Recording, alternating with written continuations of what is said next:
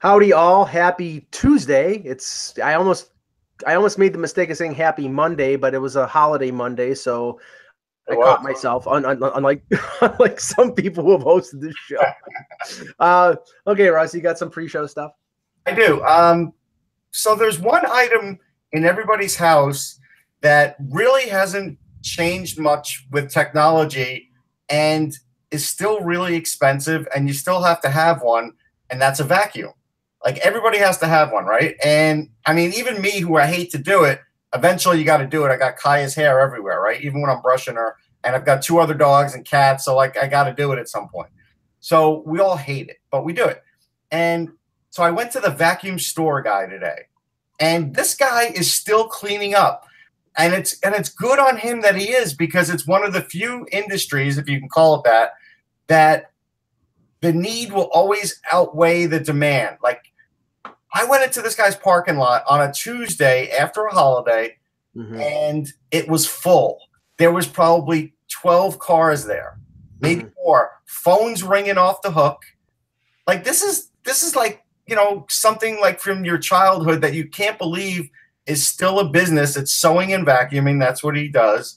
And he reconditions them. He's got ones from the 40s in there, ones from your 70s, you know, and updated ones and parts. And I went in there for parts for a hand vacuum. And at first he didn't have it. We search on the internet. I get a part number. He goes in the back room. He's got it. Like, it's just, and this hand vacuum is probably 10 years old, and I probably threw out the insert because it just got dirty, and who knows what I did with it, right?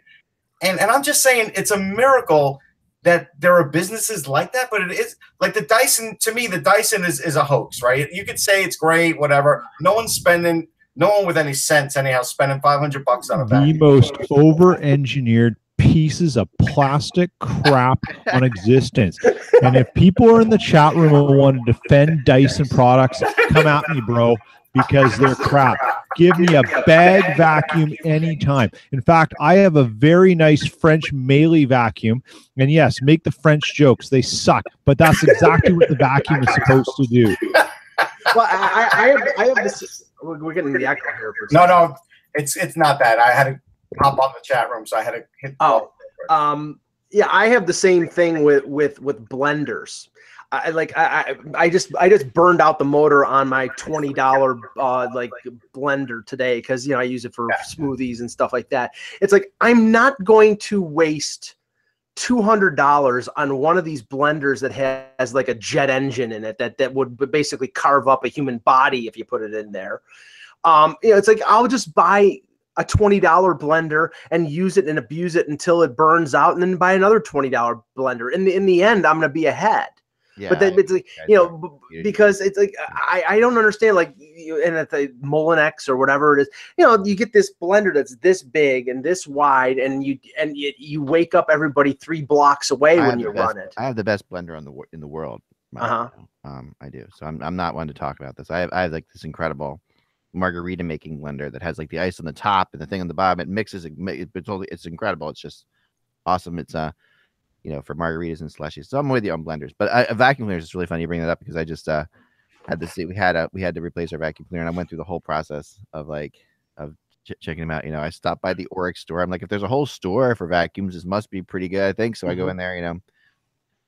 Yeah, it's definitely vacuums are the same kind of thing. They will. I do want to say this because I was muted. Mike is the worst kind of consumer, because he's just throwing stuff on top of the trash heap. Like, I try and recondition, fix things, save things, right, especially if they're pretty good, because they'll last for a long time. He's just throwing it out. That's it. No, Jesus. I still have my original VCR, Russ. I have a 30-year-old VCR. Why would you buy a new one of those? Nobody would, Mike. Come on. I have to take the pre-show in this direction for a second, because whenever I want to feel superior about covering hockey and being a hockey fan as opposed to being a basketball fan, this last weekend was the perfect illustration of why I think I'm superior, or I think hockey fans are superior, because the NBA sucks. It really does. I'm telling you, if you cannot convince me that they didn't orchestrate that Game 7 between the Celtics and the Cavaliers to to basically anytime that LeBron James got breathed on by anybody on the Celtics when the game was in the balance in the fourth quarter, he gets a foul called on him, and that was probably the difference in them winning or losing. And of course, that's going to boost up the ratings because now we're going to get Golden State versus Cavs round 4. Okay, but NBA, you're a bunch of whores. Then let's go into the show because wait, hold on. If you want to get into conspiracy theories we'll get with there. refing, let's go into the show because we can talk about last night and the ridiculousness. Hold it for 1 second. 2 things on this, Mike. We're gonna have some good First one is, even though LeBron does get preferential treatment, he played like 45 minutes. He played like a ridiculous amount of minutes. So it's hard to say they set it up for that because if he couldn't play 45 minutes, they probably would have lost. The second thing is, the Rockets missed like 24 3-pointers, which again, to me, the 3-point shot is like the bane of my existence. Yeah. And I hate the NBA because it's a low percentage shot. That's it. I think it was unless you're the Golden State Warriors. Right. I was gonna say I think it was less prominent yesterday in Game 7. I didn't see a glaring difference. Like Curry got inept across the board. Right, but it was so absolutely blatant when it came to that Game 7 against the Celtics. I mean, I couldn't believe, and I'm full disclosure, I'm a Celtic fan, but it was not just that. It was the fact that LeBron gets breathed on, and they call it, and it's like the same bullcrap treatment that was Michael Jordan and Magic Johnson and Larry Bird. They put these guys up on pedestals, and the rules don't apply. And in the 25th anniversary of Wayne Gretzky high-sticking Doug Gilmour and screwing the Maple Leafs out of a Stanley Cup appearance, that's the bane of Hello Hockey World. Break out the violin. Go ahead. Hockey World. It's Tuesday, May 29th, 2018. I'm pissed off Michael Agello. I'm ready to piss Mike off Pete Tessier. I'm Russ Cohen. Mike, get over it. And I'm Eklund. You're watching the HockeyBuzzcast on HockeyBuzz.com. This is the podcast that comes to you weekdays, Monday through Friday, unless there's a holiday, after 1 p.m., sometime Eastern. And that was really messed up. Sorry, I didn't do that very well. But we're here today to get you. You had to do it, You had to. We're going to get you into the comings and goings in the hockey world right now. We're going to start off with conspiracy theories, I guess, because Game 1 is in the bag, and it was a great game. It was a really exciting hockey game. It was exciting. There's no question about that. Game 1 is a Stanley Cup Finals, which can sometimes be a little bit off, I think, because you have two teams that have actually achieved something and they get there. Well, can we just do it a little bit in order here? Because I have to say, I enjoyed like the pregame spectacle and things of that nature, like in Nashville last year and in Vegas. But okay, the G in Vegas does stand for garish because Michael Buffer and all the oh my God, all the stuff. I mean, can we get to the game, please? It's almost as bad as a Saturday night Leafs game. Almost. Yeah, almost. No, I'm with you. I mean, I thought the Let's Get Ready to Rumble things was a little. Well, that's the point. Eck, you're right. I mean, I thought it was okay. Like, look, asking Vegas to tone it down is like asking my grandmother to tone down the matzo ball soup with salt. It's not going to happen. That's the reality, right? I know. And well put. I mean, Michael Buffer, like to a 20-year-old, is non-existent. I didn't get it, and it just elongated things. And that was the bad part of it. I was waiting though. Why didn't they have Bruce? Like everyone knows who he is. Pregame before you had like the Jet coming out last time with the guy like slicing the Jet in half. This time I was waiting for Donald Trump to walk onto the ice. I didn't know what they were going to do with the Washington Capitals. What Michael Buffer was it going to be the Declaration of Independence sliced in half by I just didn't know where this was going to go. And they didn't really, and I heard the sound. I thought, okay, they're going to go for the eagle concept, right? Like that's what I heard. The sound of the birds. I'm like, okay, so they're going to go. They're going to have them fight an eagle to the death. Again, everything they were doing, everything they could do in this situation was wrong, right? So there was nothing they could actually do. I thought, I mean, everyone's expecting so much of these things now from them, and they, and they're being televised, which is the funny thing about it. Like, I think for the most part they deliver, except Little John.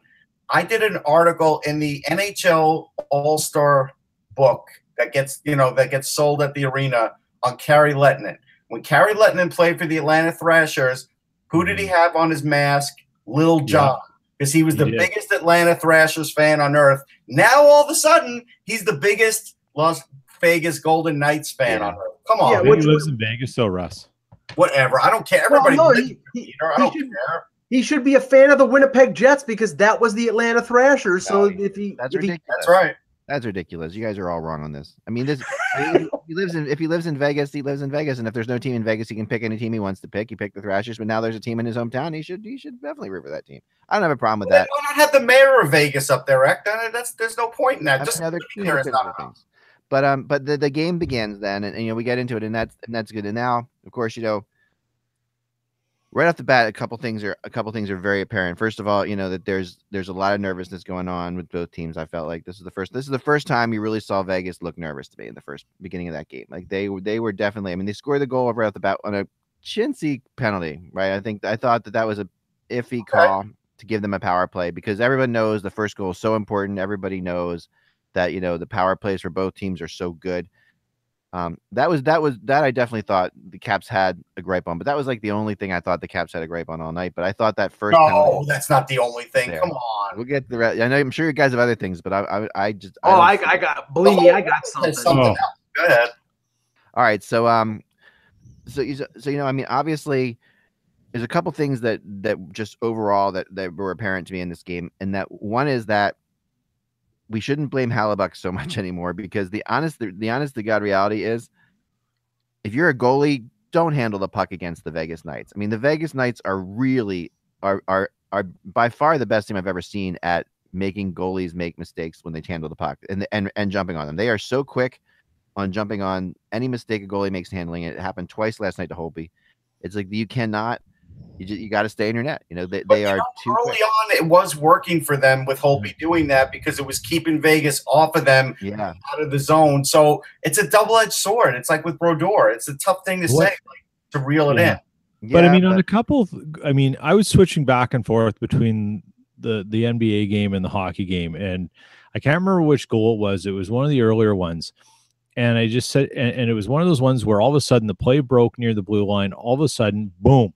There's 3 Golden Knights at the net, and I think the puck went behind the net, came out, and then bounced up and went behind Holtby, and a weird play. And it was just one of those moments again. I said, when are opposition coaches, the Golden Knights, going to tell their players as soon as the play's broken, go back to your net and cover? Because there will always be an ugly, gray, weird stained sweater with a bad face on it going to the net. And they do it every time, and 9 times out of 10, it's a scoring chance, and then 3 times out of 10, it's a goal. And it happens every time. With their sticks down low, they really are amazing. And they just go, and no one figures it out. So that's all they do. It is hard to defend against. It is hard to defend against. I mean, well, it's just called skating. No, but and the other thing, you got to read the play and not say, okay, if the play's broken, I've got to cover that guy. But when you're pushing offensively, it's hard to all of a sudden then put it in your brain, well, now I can't push as hard offensively, even though this is how we get our offense because of this team. I think that's an adjustment point that doesn't come easy. No, the defense is, I agree. And also we're seeing the general trend in the NHL that where people don't pick up people anymore in their own. No one picks up anyone in the defensive zone. It's incredible. Everybody is. They exploit the zone really well on a broken play because if you're playing a zone, you've got to get back and know where your zone is. When the play's broken, particularly along the boards, someone's got to make the read really fast and realize I can't play zone. I've got to go play man and cover this and know that you're support. And they exploit it well. I want to say one other thing, and watch it in game 2. It's hard when you're not there, but if you can see it, watch the way the Golden Knights shift their players. They run on the cusp of getting called with too many men so often. And there was a play last night in particular, I think it was in the second period, where you literally watched the defenseman who came on already backing up to defend while the other guy was getting just over the boards. It was unbelievable. It was a shift where McNabb and Schmidt were caught out for about 2.5 minutes. There was the long change. They couldn't get off the ice. And it was at a point where they were almost at the point of exhaustion, and they basically headed out and went for the even if it would have been a 2-on-0 the other way, they were going to change. They absolutely had to. I have to say though, Vegas, what they implement is basically a swarm offense and a swarm defense. They're all committed at the same time, and the only thing defensively that prevents the other team from counterattacking is that back check that is just so feverish and so they back check better than anybody in this league. Third forward back. I sometimes wonder, how did you have three down low and then 3 back at the same time? Like it absolutely blows my mind. Like, and all credit to them. Like, I sound like I'm anti-Vegas. I actually really appreciate it. It's just frustrating that no one's picking it up and figuring out a way to counter it, because it's right there in front of your eyes. It's on all the film, and you've got to like make your players aware. You have to change something. And the other thing that doesn't work with them. That works on both sides. Almost every goal was on a broken play. I mean, one of Vegas's goals because of a broken, skate. I mean, if Devontae Pelly's skate doesn't blow out there, they probably don't. No, it was well, that was the other thing. It was the shot protector on the top of his shot protector. Sorry, and he kicked it towards. He did, and we would have talked about that a lot today. I was like, what the hell is going on here? Because you can't kick a broken stick toward the puck. You sure as hell can't kick a piece of equipment toward the guy who's handling the puck. You're right. We would have talked about that a ton today. No, I have to say, not scored on that play. And Russ, I'm sure, don't prepare yourself. Don't have a heart attack.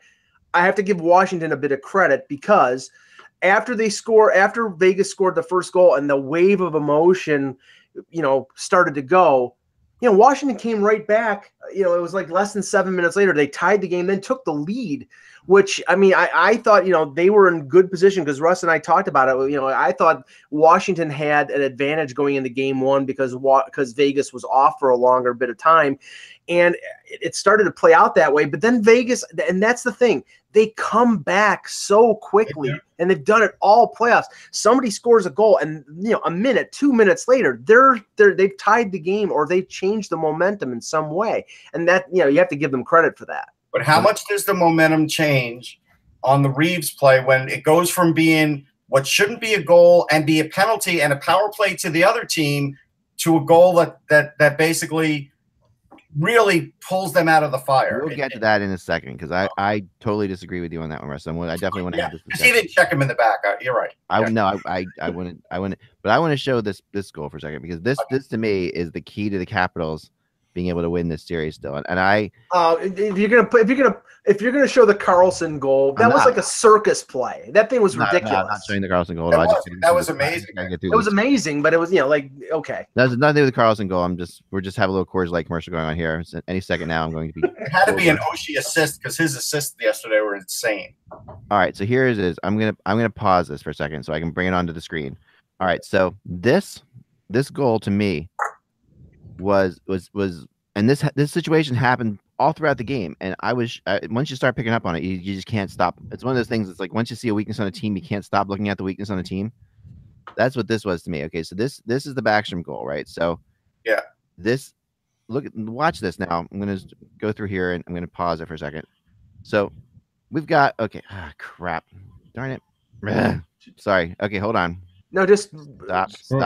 I apologize. I'm hitting the wrong thing. All right. 1 second. I'm going to go forward here and do this right, because this to me was so here. I better not have to play a commercial again. NHL.com, or else I'm going to shoot you. But here we go. And here it comes. Okay, so here we go. Okay, so now, all right, I'm pausing right now. What do you see? What do you see? There's you have five Vegas defenders inside the circles. Right, all within the circle. Right. Yeah. All within the circle. Now, as this play continues, it even gets better. Okay, so now right here, what do you have? You've got 4 Knights and Backstrom's here. None of them, nobody's looking at Backstrom. Because they don't think Oshie can make that play. That's why. Yeah, I don't think they expected Oshie to come up with a puck there either. Human pass there. It was. Right. Still, it was a good pass. But no. It was a great pass. It was a great pass. It's a great pass, but you still know that, and especially, I'm going to go to especially James Neal right here. He's the one who's got to be. Yeah, but this happened throughout the game where the old head on the swivel thing, the Knights ignore it. Yeah, but at 9 times out of 10, if and I'm not expecting you to go back and show it, but at 9 times out of 10, when Oshie had the puck just inside the zone, and you had 2 Vegas players back checking him, 9 times out of 10 they get that puck and they go the other way, and that's their defense. Maybe that is their defense, but you have to realize that once you actually don't get the puck, it's like well, that's the whole thing. Make that play one-handed, going at full speed. Like, who does that? Come on. I mean, Oshie made a couple great passes for sure. Yeah. I mean, that was one of the best plays you'll ever see in a big game because he had a guy right on him. I don't know. I mean, look at this. It's just a pass. I mean, that's not that crazy of a play. I mean, he's just. It's the vision to be. Actually, it seems to me like more like he's trying to wrap the puck around than even pass it. Yeah. Like, it's the vision to be able to make that pass. Don't you think it may have just been a wraparound? Watch this. He's like wrapping it around, and he's trying. No, but he's at full extension, and the guy's trying to lift his stick. Right. It's like he wasn't even trying to pass that, folks. It's that wasn't a failed wraparound. That was a pass. It's not a failed wraparound. It's a failed wraparound 100% because look where Oshie's stick is. Watch Oshie's stick. It's facing the goal. No, it is not. He made that pass. He knew Backstrom was there. There's no way this is a pass. Chat room, help me out here. Oh boy, let me go. This is a pass. I don't think it was a pass. I think he lost it coming around. That's exactly what he did. Okay, so we're tied. 2 against. All right, but how can you say that this isn't a wraparound? Look where his stick goes. I don't think it was a wraparound. I think with his peripheral vision, he sees Backstrom heading to the net and he passes. He's not even looking at. Absolutely passes it to him. Peripheral vision, not looking straight at him. It's like what you can see. His stick, guys, turns around and goes Two over top of the room. Say it's not a pass, so we lose. Goes over top of the puck. The blade of the stick goes over top of the puck. Through them. They don't know what they're talking about. No, you're wrong. Sorry, the blade of the stick goes over top of the puck. That was a pass. Okay, either way, it was a great play. Either way, a great play because you make the wraparound, sure. But what I'm saying here is I really do believe. Thank you, chat room, very much because, so I really do honestly believe that this. I could have lied about the chat room, but I didn't. I appreciate it, but no, honestly.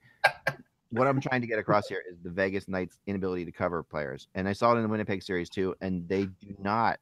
And you're right. They depend on sending just numbers in. Right. But if you got good passers, you're gonna be able to beat that.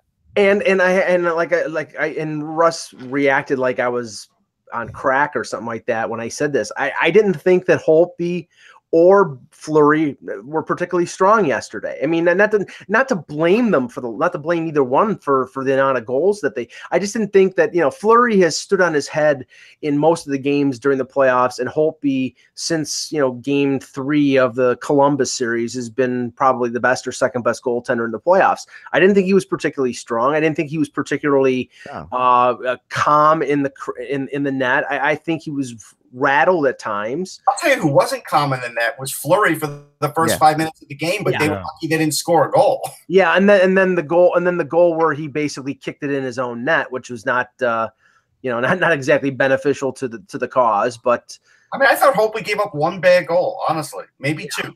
That's it. I just didn't think he made a big save, Russ. That was the thing.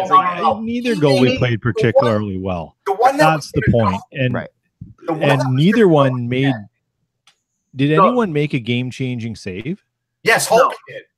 Yes, Holtby did. There was one puck that was but it didn't change the outcome. The glove save. You lost. No, not the glove save. The one where he knocked it away with his stick blade, where he curved his stick so it would go on the outside of the net. That puck was going in. If that puck had gone in, I may have missed that when I was watching the dreadful officiating in the basketball game. And he turned his stick. You probably noticed this that way on purpose, so there was no chance of it going in the net. The curve went the other way. Yeah. Now, can we get to the juicy part here? Amazing, and I mean, I think Holtby is great, but what the kind of goals he was giving up last night, I wasn't blaming. I wasn't blaming either goalie for the goal. Me neither. I mean, Holtby especially because I thought when guys are crashing that like that Marchessault goal that you were talking about at the end of the first period, that was just a heck of a play by Marchessault. And it was a bad play by Carlson, who was again running around. Carlson runs around so much in his own zone. I have to say, defensively, he's coming up. He came up really small last night. I thought, honestly. Yeah, and so did a few other guys. That was the first time in a few weeks that the Caps defense looked a little askew in their top four. But that's, you know, their bottom pairing actually was probably better than their top pairing defensively, even though Kempny gets blamed for one goal. Which has to be a concern, because when we talked about this on Friday, Russ, one of the concerns I had about the Caps was the fact that they played that top four. I think you mentioned either on Friday or when we were doing the show with Anthony that you know, they're it's like the 2010 Flyers. They're playing that top four so much, averaging 25 minutes a night. You know, you get to the point where you're just exhausted, and you know, maybe it's that point now. It's going to be really hard to do that against this team. You know, like it you know, you saw the Jets get tired. Like you really saw a tired team at the end of that series. And in 5 games, the Jets were spent. And at the end of that, and I never got a chance to even talk to you about, Peter, because the whole thing that frustrated me to no end. I just had to give one thought with you that I wanted to talk to you about just as a side, that the Jets didn't take an offsides or take an icing in the last 3 minutes of that game just to get a timeout was incredible to me. You know, yeah, there is some fallout behind the scenes right now, and I know I put it in the last blog, and definitely with Toby Enstrom, and not just the fact that he's a scratch. I can't sort of say who I heard it from publicly, obviously, and heck, you know all this, but it comes from someone within the organization that the relationship with Enstrom had changed at some point in the season, and he wanted out of Winnipeg. Apparently, and I say this with a huge grain of salt, maybe a teaspoon, but there's enough smoke that I hope someone can look into it. And I'm trying to wait to hear from someone I know, that there's more than a few players who are a little upset with Paul Maurice and some of his decision making through the postseason.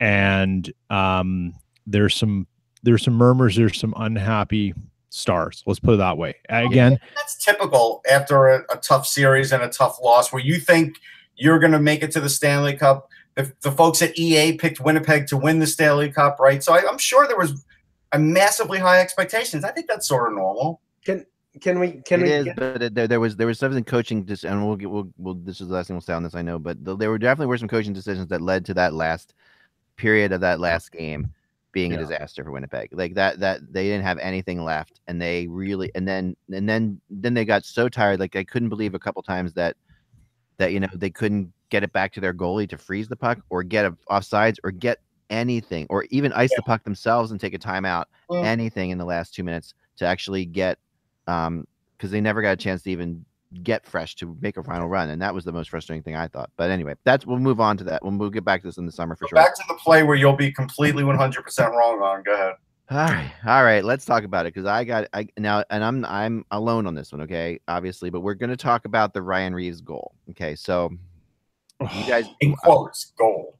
You guys give your opinions first, and go ahead. Okay. So here's my opinion. At first, I didn't see the cross check, so I'm like, hey, Ryan Reeves scored a goal. Good for him. Right. Then when they show the replay and he clearly cross checks the guy, and that's the only way he's scoring that goal, because then he's wide open and can go top shelf. Then I realized, boy, was that a horrible call, and how could Toronto just sit on that and not ask the referees? That's not reviewable. They can't. Toronto can't do it. That's a flaw.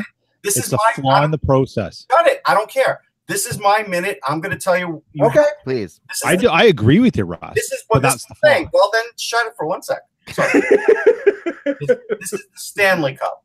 Yeah. And if a goal is going to score off of what should be a penalty, and nobody sees it on the ice, and if I'm in that room in Toronto, I am going to do something that's going to break the little rules and say, guys, you need to talk about this. And if nobody saw this, you know what? I'm going to have to make a decision here, because that should not be a goal. You can't let that go. Otherwise, I'm going to tell you, you need cameras on referees' helmets for now. Russ, I 100% agree, except they won't do that, because the only non-rule that they adhere to is putting the whistles away in the last 5 minutes. That's the only non-rule that exists, right? That they adhere to. So you're 100% right. But that crew should never see the ice again. And I literally watched that happen.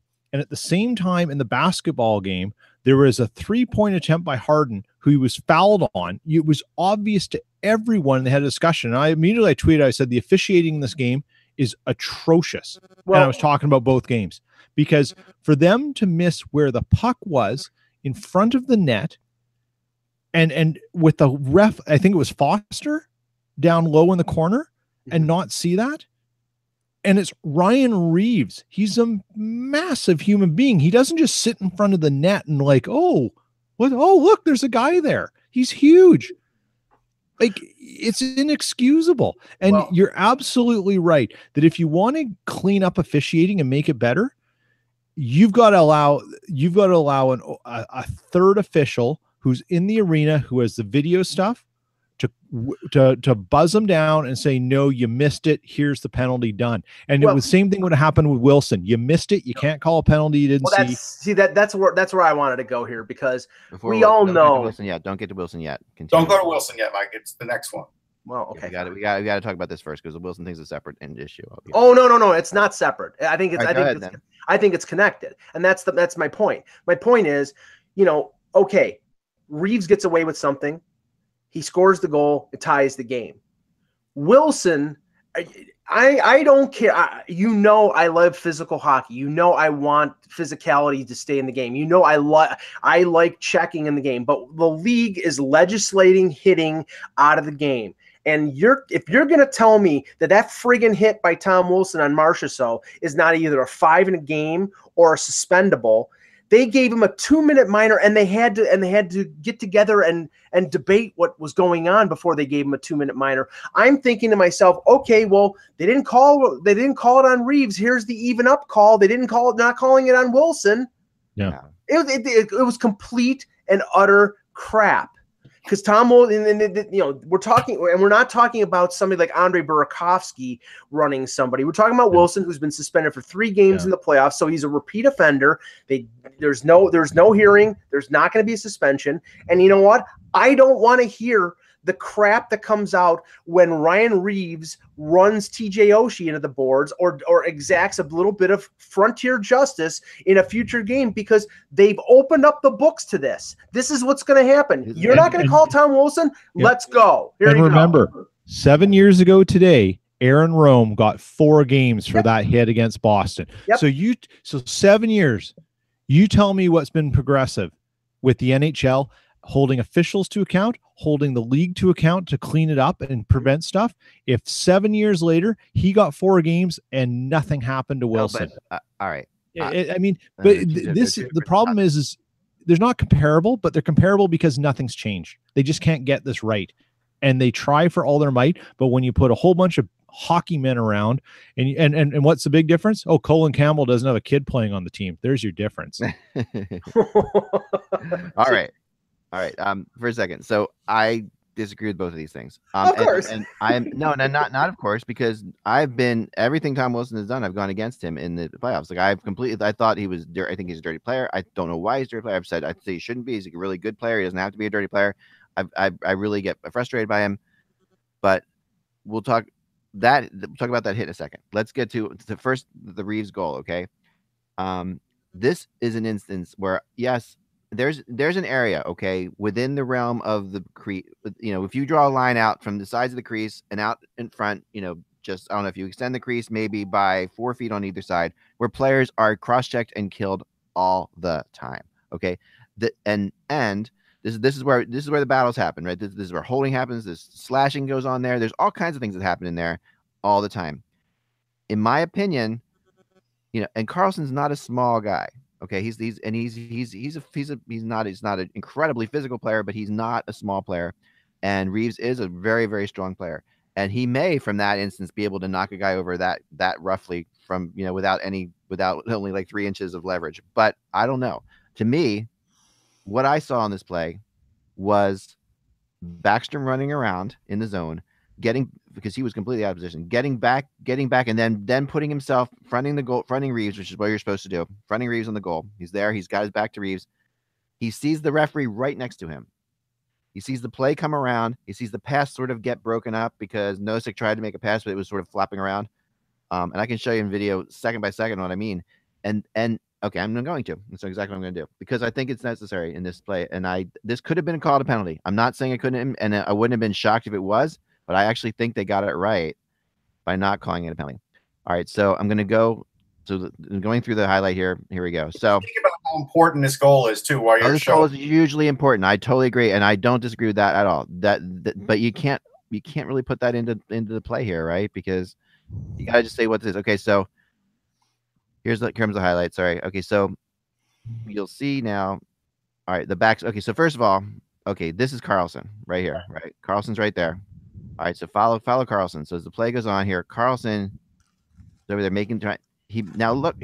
Okay, first rule number 1, he doesn't stop at the puck, right? He skates past the puck. He could have stopped there, right? Okay, that's fine. So now he's out of position. The play continues on. Carlson's getting back. This is Carlson. This is Reeves. He sees how he's running. Now here's the referee. Carlson sees the referee, sees Reeves. Okay, I know this is like the magic bullet thing, but I'm just showing you what I'm doing. So here we are going to Dealey Plaza next month. So I know. Here we go. Right, exactly. So here, Nosek throws the puck towards the goal, and here's Carlson. Reeves again. Carlson knows that Reeves is behind him, and he knows the referee is here. He's looking over at the referee. All right, the puck is here. Bounces. The puck's bouncing away. It looks like he takes a couple swipes at it. It's a great play by Nosek to just get a piece of it. That's where he gets leveled right there, right? So he gets cross-checked, but watch his reaction after the goal. It's cross-checked in the back. You can almost call that goaltender interference. Tell me that cross-check, okay, is worth the throwing the legs backwards thing. That's what I always think about. When a cross-check, a guy usually goes forwards, right?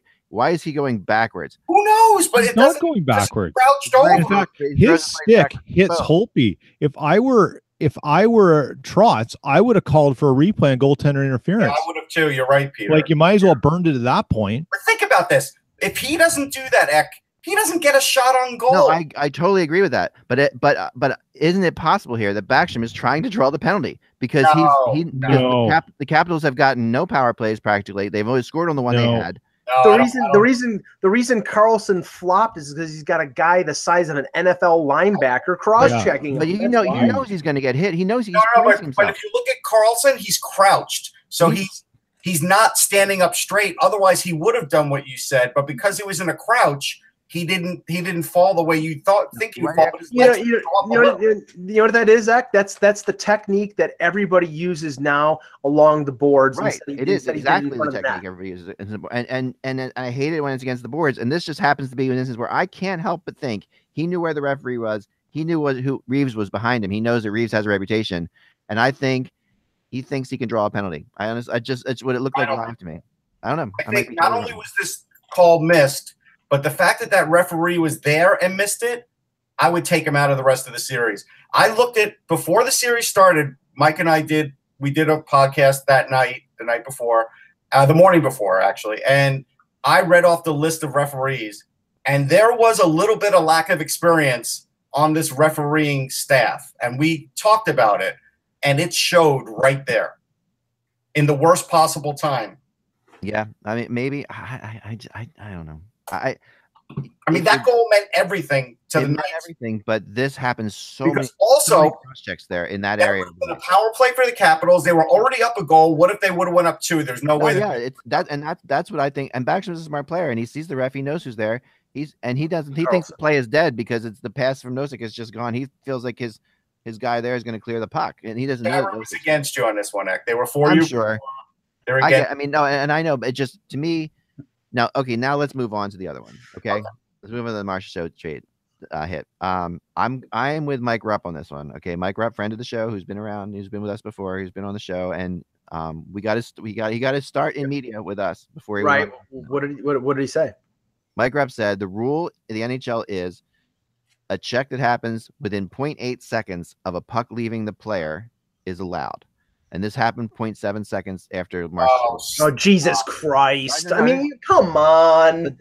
But that, regardless, that's close. To me, that is close enough to finishing a check. And he doesn't lead with his head. He doesn't hit him in the head. That's the difference between the one that we're talking about that's before. Like saying, there's that rule in Florida. You could shoot a handgun up in the air. And no. But Nathan, I mean, the Horton hit they were talking about before. That was a shot at the head. This was not a shot at the head. This was a No, solid body check where Marchessault was watching his pass, which is another thing you cannot do.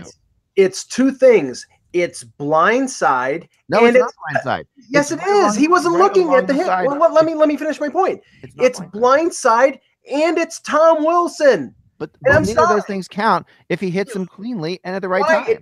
It counts during the NHL season when we're talking about recidivism. We're talking about guys who have records. They get penalized because they've done things before. He's done it. He's done it in this playoffs, for crying out loud. What makes him in some ways probably more aware than any of not hitting the head. Like, he definitely did not hit the guy in the head. Okay, but then here's a bigger question. I had no problem with Wilson going in the box there. None at all. I have to ask the question, why was it a 4-on-4? Right, because Braden McNabb, I think it was Braden McNabb got called. Because he punched Wilson because Marchessault was down on the ice. That's retaliation. That's so he retaliated. Okay, but here's the thing. Had that been called right away, McNabb wouldn't have done that. That is the problem with the refereeing, is that now the players feel like they have to have their own justice again. And Russ, they did it right away. It was hard to say they had to have a 2-minute powwow to decide to give Wilson the minor, because otherwise, I'll tell you, you want to see 17,000, 18,000 Vegas fans jump over the boards. Have Marchessault get laid out and then have McNabb take the penalty and give Washington a power play after their best player has been laid out. But didn't Perron come over the boards and go do something too? Like, I mean, there's a lot going on there. And got nothing for it. Yeah. I mean, this, okay, exactly. So look at, hang on. Look at Russ. Russ's head. This is the exact reason why you need that third official away from the ice. It stops all of this. It stops all of it. This and is guys are illegal going hit. to know. Show me how this hit's illegal. He was the last person to have the puck. Pull up the hit, Ed. Go ahead. He's the last person who has the puck, and he doesn't hit him in the head. Pull up the hit. We'll show you. I'll pull it up. Elliot Friedman showed a replay of a hit that was suspended. So a player that was suspended for a hit that was not principal point of contact being the head. It doesn't matter if it's blindside. And that was clearly a blindside hit. He was not looking at Wilson, and Wilson laid him out. Given the NHL's understanding of head trauma and brain injuries, i.e. concussions, the idea that it didn't hit the head plays right into what their wheelhouse is, and it's wrong. It's not just wrong. They are the mayors of Wrongville. It's because he had no idea it's coming that he is not able to brace. He's not able to position himself. He's not able to take a evasive action, and therefore you can have a concussion without being hit in the head because his head nearly went straight into the ice at a fast speed. Dark room too, and that's another advantage for Washington there, that Marchessault had to go to the dark room. There's two ways to stop this. One, have the officials call the penalties that need to be called. Two, if you have somebody from Vegas go up to Alex Ovechkin and say, "You run Marchessault again, I'm taking your knee out." It's frontier justice. I mean, but that's what the players feel like. That's where they're at now, right? And the thing is, if they don't have the backing from the officials to call the calls that need to be called, which was last night, Wilson being at least at the absolute minimum, he should have gotten 5 in a game. I mean, now he didn't. And now we have this thing like after the game, everybody getting suspended today. Right. He's not, so what's the hearing? So what's the mindset of Vegas now? Here's the hit. Ready? Okay. Yeah. All right. I'm gonna do this. All right, here we go.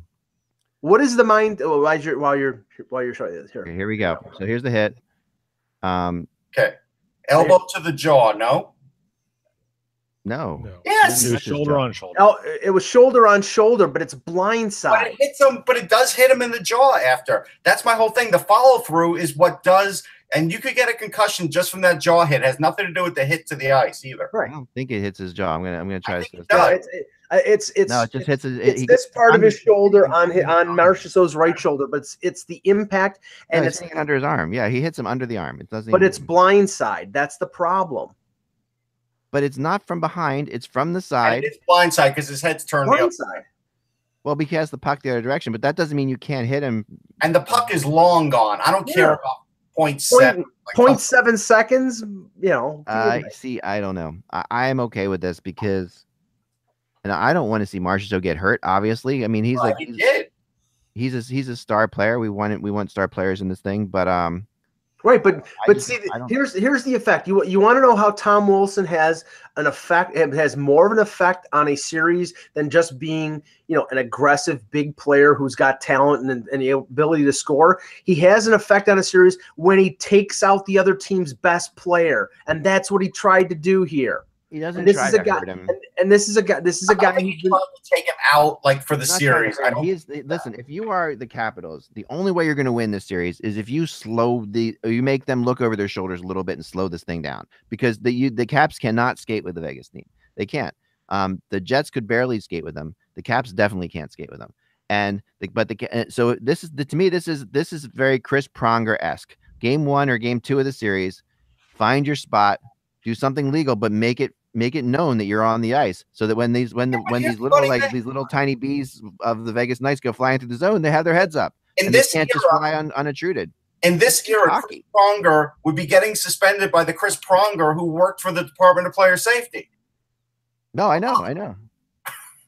And you know, there's listen. I mean, no, to me, this is part of the sport. Like this hit, if he goes to the head, you realize the side impact to the head is the worst impact. Oh, I'm not. And this is the debates all day long about what actually creates concussions, because it has nothing to do with getting. That's not what we're talking about here. We're talking about what the NHL rules are about. Right, but this is the overall point, because we've all been hockey fans for so long, you know, and we've seen hits like this, you know, 10 times worse than this, right, in playoffs and in regular season.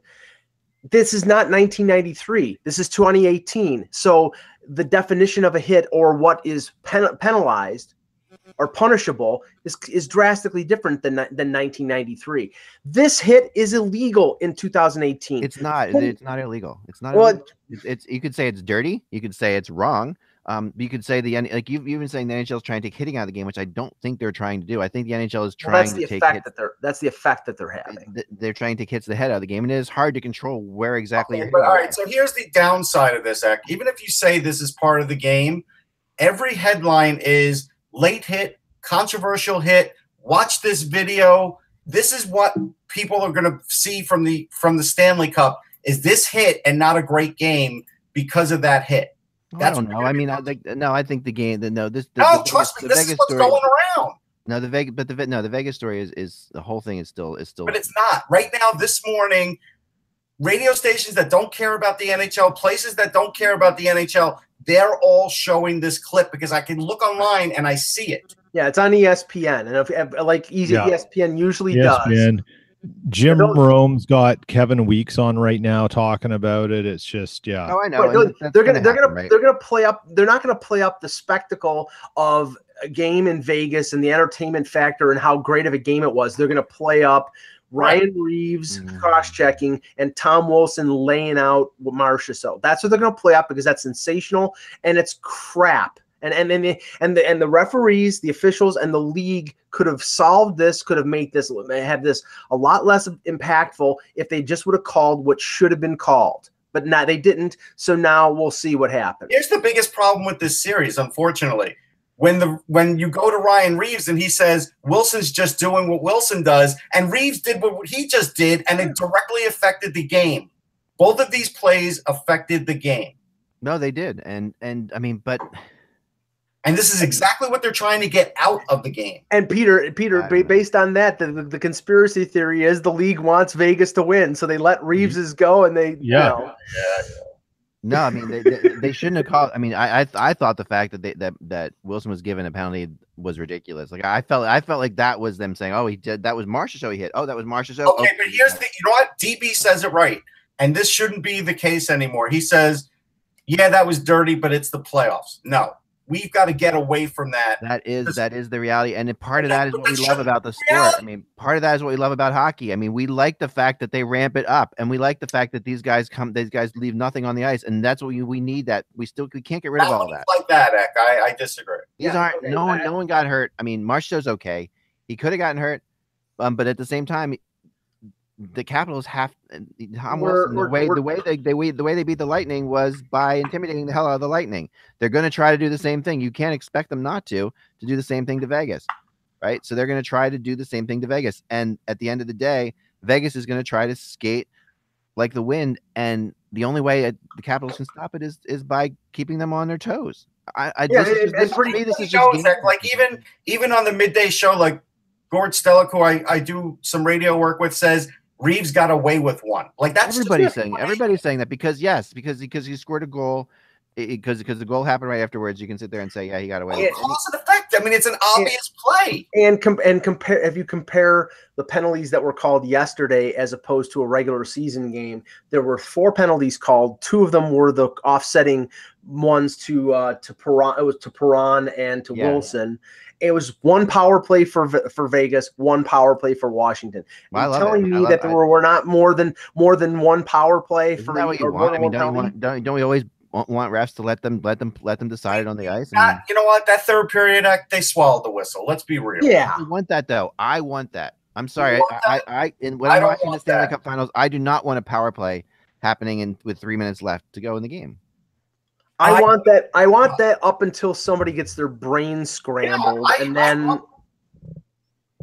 I want that if it's just Eck. That's the problem. I can't worry about fans groaning because this team's on the power play with 1.5 minutes to go in the game because they want overtime. Like I can't worry about that. What I have to worry about is actually upholding justice on the ice. Otherwise, players will take it into their own hands. Right. And it's going to happen in this series now. And I don't have it covered. No, it doesn't. I don't have a problem. Final, there's this plays out this way. There's always some kind of thing that happens early in the series that continues on, and this is going to continue on. And there will be, I will put an over under of 10 minor penalties in the next game because of all the publicity that comes out. There'll be 10 minor penalties. We'll watch teams, and that'll definitely favor the Capitals. That's a CYA exercise by the NHL. All of a sudden, it's like all of a sudden, we've got 2 teams on the edge here. We've got a guy who got his brain scrambled, and the expectation is that Vegas is going to, if the opportunity presents itself, they're going to exact a bit of revenge. And of course, the NHL and the referees will say, okay, we can't have that, so we got to call everything under the moon. Here's the thing, that's crap. The teams that are leading the series never exact revenge in the Stanley Cup playoff in the finals because if Vegas gets up 5-1, watch out. No, because no one's going to want to get suspended. No one's. I mean, if they're down 5-1, if they're down 5-1 in a game, that's when they get suspended. I'm not saying suspended. Tom Wilson didn't get suspended, so Ryan Reeves won't be worried about getting suspended. Well, there was nothing that Reeves did that was, that was suspension worthy. I mean, that hit happens all the time. That Capitals defenseman there, number 6, I can't remember who it was exactly, had every opportunity to clear that puck before it gets to Ryan Reeves. He swipes it 3 times and can't hit it. Right? What's the big story from Game 1 of the Stanley Cup? Ryan Reeves and Tom Wilson. It's not Ovechkin. It's not Marc-Andre Fleury. It's none of the star players. Yeah, those 2 guys. No, it's not always like that. It's not. Are we not used to this though? I mean, come on, this is what happens. It doesn't mean it's right. And it's only going to bring more people to watch the thing too. So it's not like the NHL hates that. I'm not saying it's going to affect ratings because it probably won't. But I'm just saying it doesn't make it right, and it's not the right kind of publicity. It's just not. I don't know. I mean, I listen. I'm one who thinks that fighting should be outlawed from the game. You guys, I know you guys don't feel that, but I do. But at the same time, I don't think that hitting should be outlawed from the game, and I also don't think that you can outlaw battles in front of the net. I don't think hitting should be outlawed from the game either. I don't think fighting should be outlawed from the game. But let's have an equal playing field here. And that's what I'm saying. Either the referees are going to establish rules and hand out, justice, or the players are. And what I'm saying is after that hit, I think Vegas is going to, unless the officials all of a sudden snap back and take control. Right. I think guys like Ryan Reeves are going to have to be the doler of justice. By the way, speaking of justice, I had breaking news. The Roseanne show was canceled, thankfully. All right, anyway. Yeah. No, the whole, I mean, seeking justice, all this stuff is hockey. This is what we live for in the Stanley Cup Finals. I mean, you're talking about stuff. Yeah, Reeves is gonna.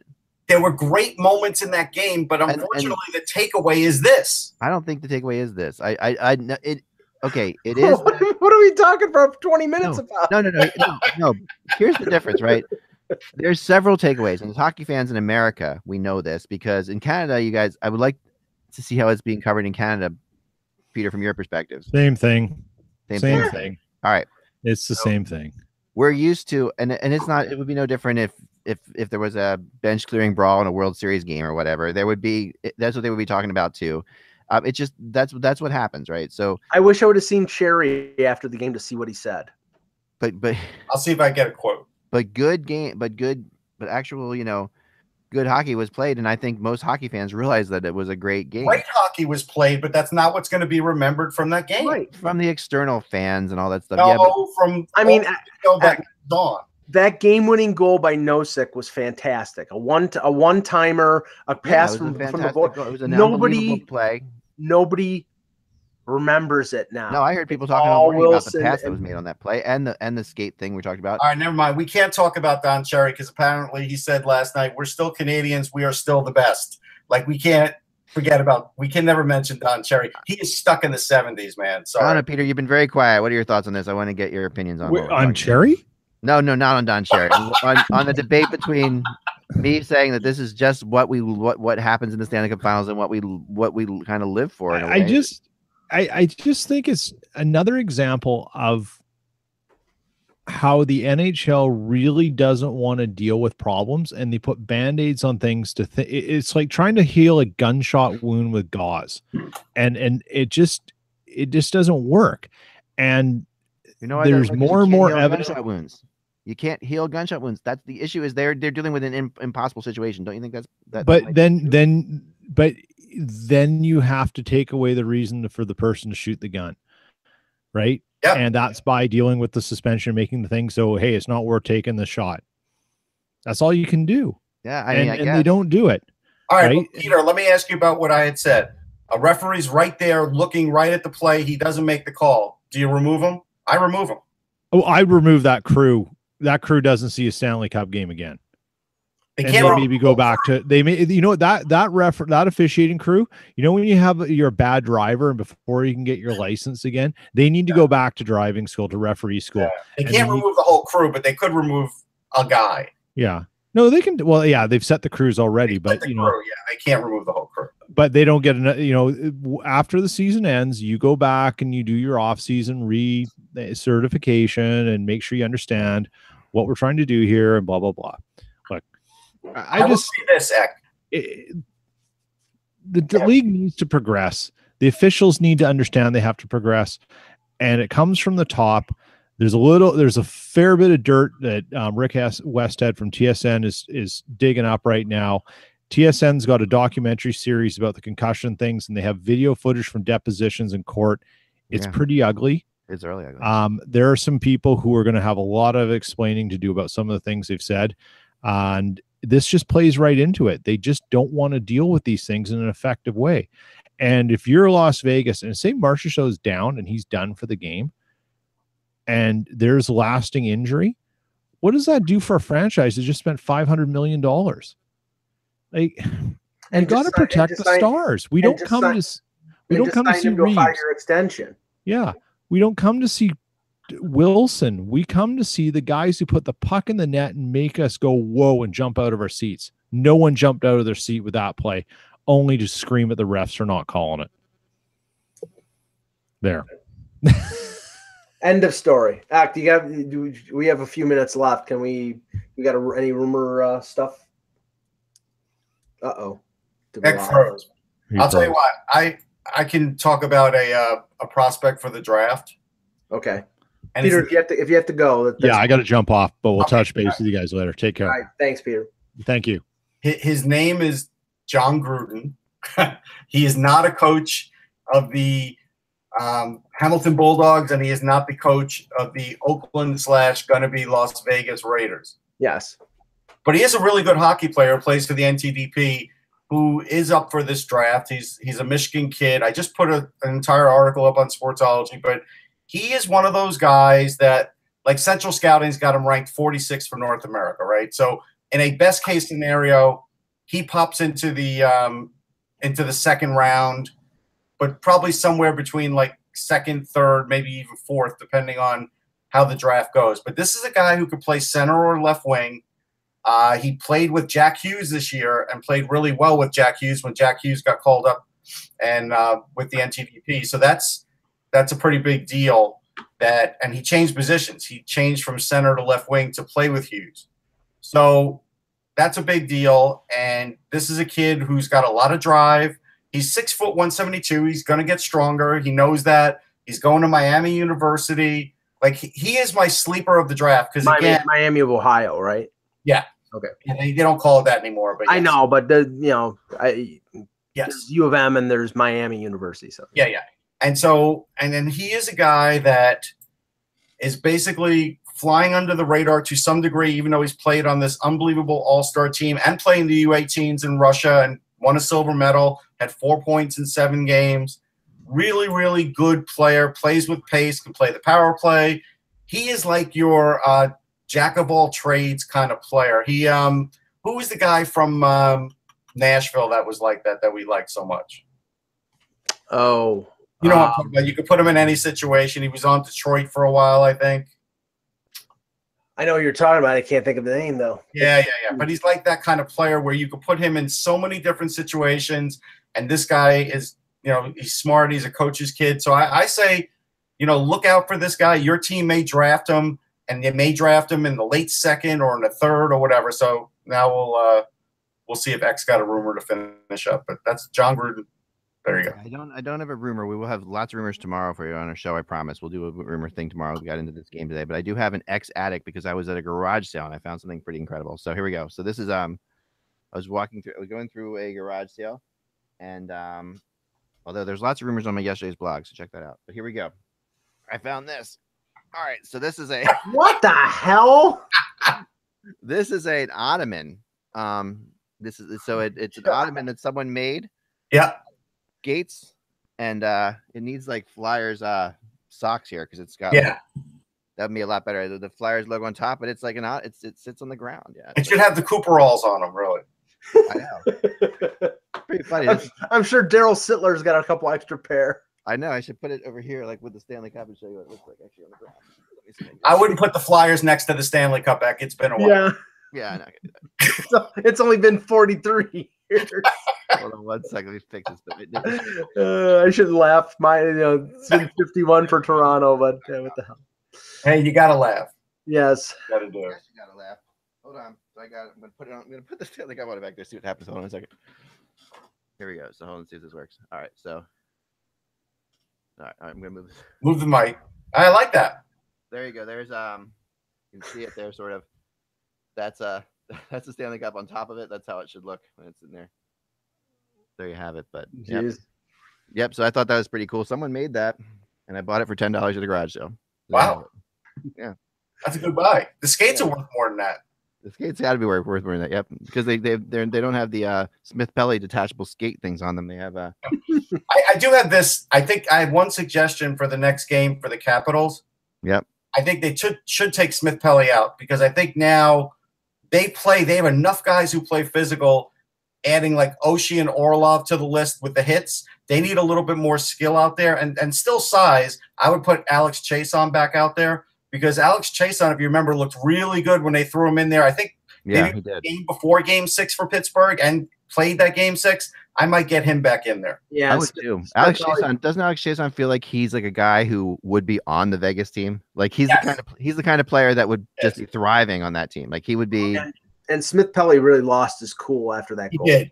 So I would sit him. I think that would help Washington a lot. Yeah. And because Jason's got that. Jason's a really surprisingly player he's a perfect like expansion type player who just hasn't gotten the right place to play, but he's got all kinds of talent. He scores when he does it. So we're gonna end now. Remember without the buzz, folks, it is just hockey. Oh, by the way, I'm wishing happy anniversary to my lovely wife today. Happy anniversary. 19 years today. So just shows that she has a lot of tolerance. She does have a lot of talent. She's put up with this for 19 years, which is pretty crazy. 19, I'm at 30, man, but whatever. Yeah, you're a different world than I am. I'm at 0. But yeah, 19. So next year we got to do something fun. This year we're good. This year we're desperately trying to maybe get to dinner tonight. We'll see what happens. Remember that, the Buzz, folks. It's just hockey. We will talk to you tomorrow.